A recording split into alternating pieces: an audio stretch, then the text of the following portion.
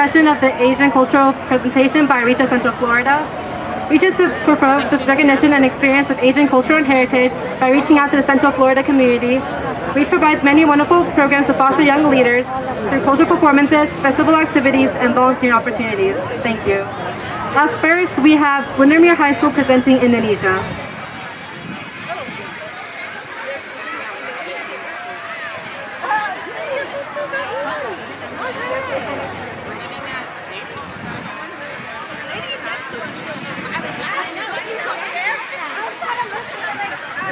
Good afternoon, guys.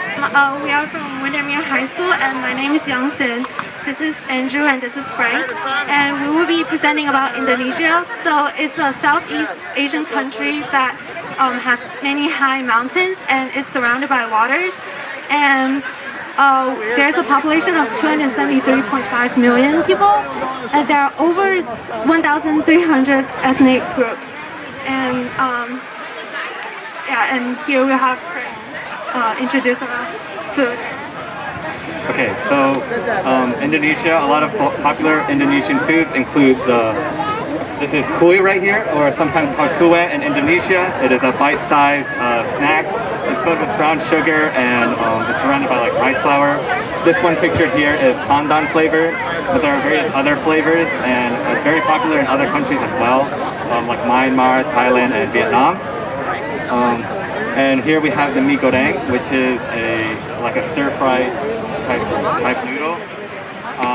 It's sold in a lot of street vendors and street hawkers, which are a huge part of Indonesian culture.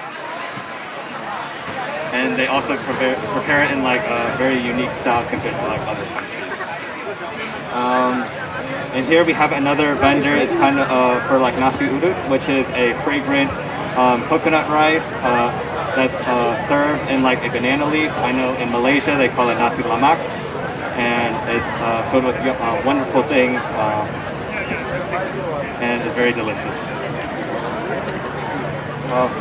And some of the traditional ethnic clothing include the batik, which is like the robe they wear, and the sarang, which is like a long cloth, which is similar to a scarf, and it often has animals or plants printed on it.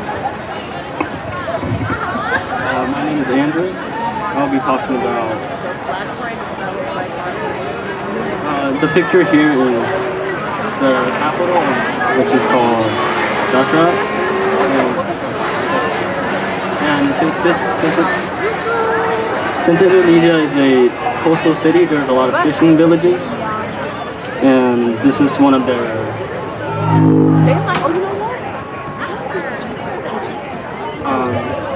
this is one. Indonesia is like consisted of like very multiple islands, like over thousands. And here's one of the fishing islands in Bali. And Bali is a popular tourist spot, and you can see resort places like bungalows, like houses above waters, and it's a really good place to visit. And anything else? Yeah, and this is one of the temples in Bali. One of the temples in Bali is surrounded by water, really pretty, a great place to visit if you want to visit Indonesia.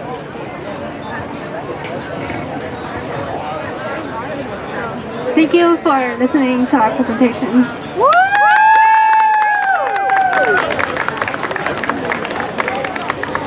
Okay, thank you, Windermere High School. So next up we have Freedom High School presenting Korea.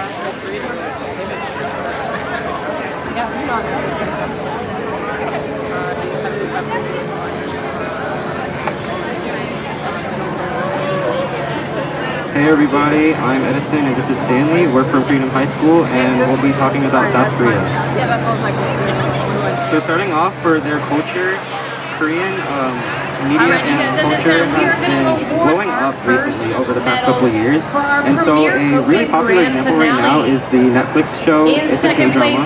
It's called Squid Game. Senior Open. Give them a big round of applause. They did a fantastic job out here. It's a show where it socially commentates on poverty in Korea, and it does that by having a group of Koreans in poverty on the streets compete in a game to the death, basically. Again, congratulations to Blackheart Senior the main Open. goal is to just get a large sum of money at the end, They but only placed one second in winner their can get Premier that large sum of Open money. It's like Grand millions of Final. wons, which is their You guys currency. rocked And it that's out the there. basis of the show. And in the show, they also play a traditional Korean children's game called Dakji. And basically, you have two pieces of paper. One of them is And you race place them on 17 the is ground, underway and you have on another the one, water and you throw as it at we the one on the speak. ground, and the objective is to get it to flip over. And it's actually really difficult to play. And then lastly, All right, we you guys. have And in first K-pop, place for Premier where Open, basically we got the group guys. music Give it groups, up for and the they usually guys. consist of just They are boys first and just place girls. in the Premier They perform Open. by singing and dancing on stage. And Congratulations it has to been both blowing teams that up participated internationally as today. well. You guys are amazing. Okay, hi, I'm Stanley from Frederick High School. I will be talking about the food and the food part of Korea. Here we have Bibimbap, one of the most well-known Korean dishes, as well as bulgogi. So I won't talk too much on that, but I will share the samgyeopsal, which is kind of like late-night barbecue snack people have along with soju. It's like you just talk over the grill, you know, build some relations. And here's samgyeopsal I would like to share that it's like a kind of hot chicken stew.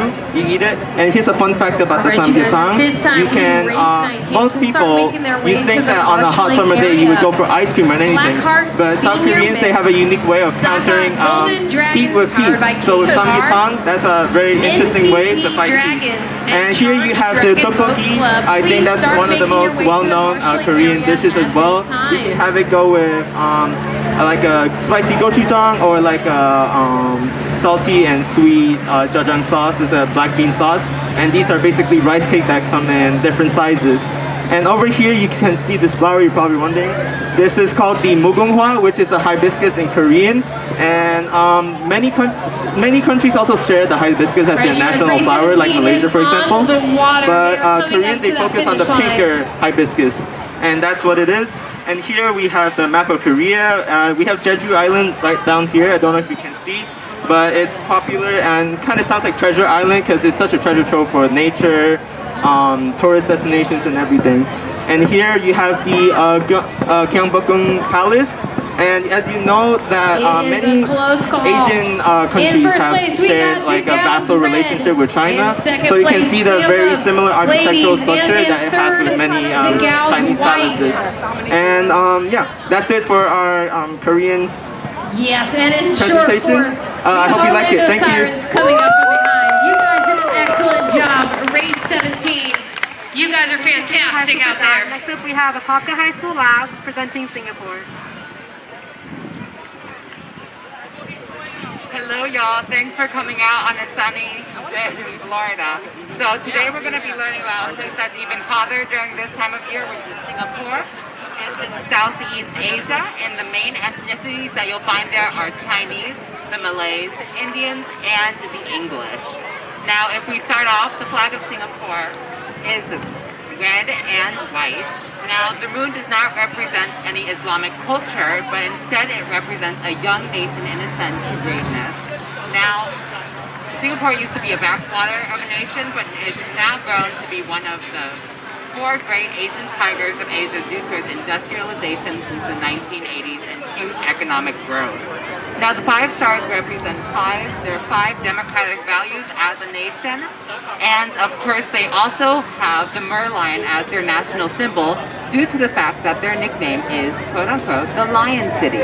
Now, let me see. We also have the information. The national dish of Singapore is Hainanese chicken rice, which is poached chicken breast and has a mix of Indian and Chinese seasons, as well as chili sauce and cucumber slices.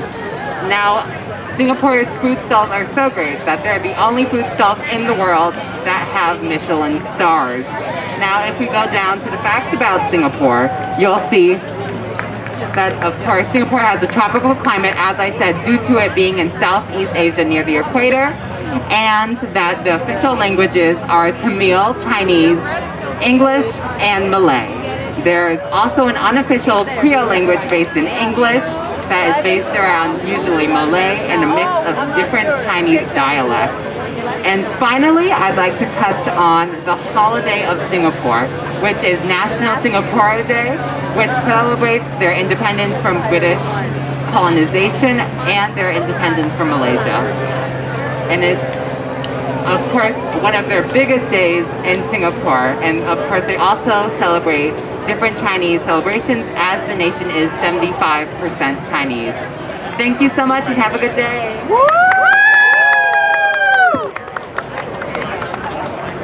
Alright, thank you guys so much. And if you'd like to know more, please stop by the Reach booth. And there's also going to be activities, food, and other things at the booth as well. Thank you.